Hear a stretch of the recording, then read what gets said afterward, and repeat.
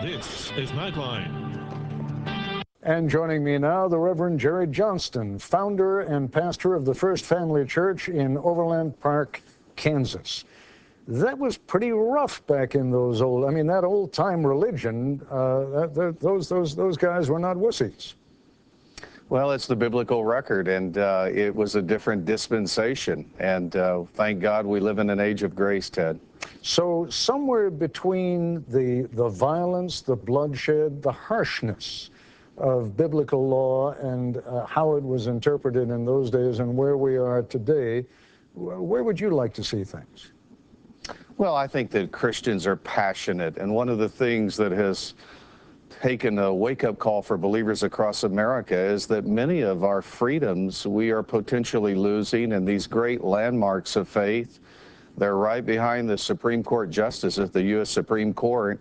People are wanting to remove, like the ACLU, and we can't stand by and be silent. We must stand up, but we must do it properly. How would that affect, for example, your ability to practice your faith? Let's say, for the sake of argument, that it is indeed taken out of every public place, the Ten Commandments. Doesn't in any way inhibit you, does it? Well, it does inhibit me because I love America, and I know that America has a Christian heritage, and I'm not in Saudi Arabia or somewhere else. And so I don't know of any Bible-believing Christian that would not be very alarmed by that. And the recent election showed you that American Christians are just sick and tired of the way things have been going, and they want to create difference. I'm afraid some of us use too much militia talk.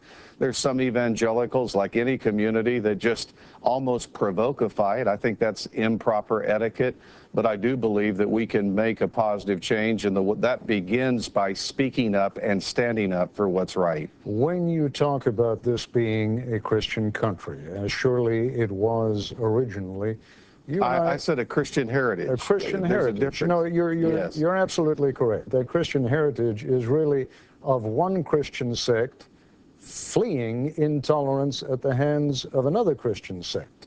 So we have to be very careful when we talk about issues of faith, because your faith can be very threatening to me and my faith can be very threatening to you if we're not absolutely careful about safeguarding all of our rights, the rights of the least among us.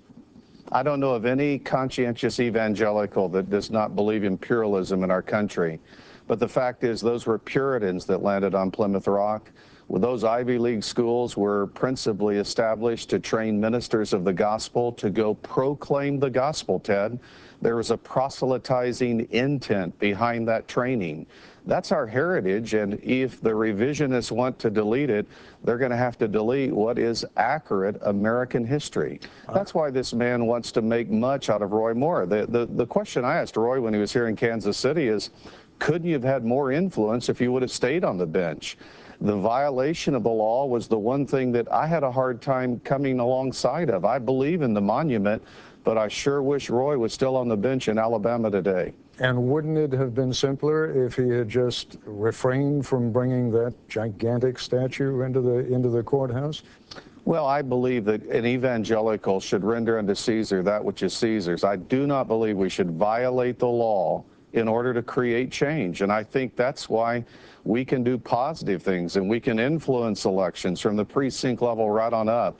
But when we begin to violate the law, we lose our credibility. Reverend Johnson, helpful and useful and kind of you to be there. Thank you very much. Thank you, Ted.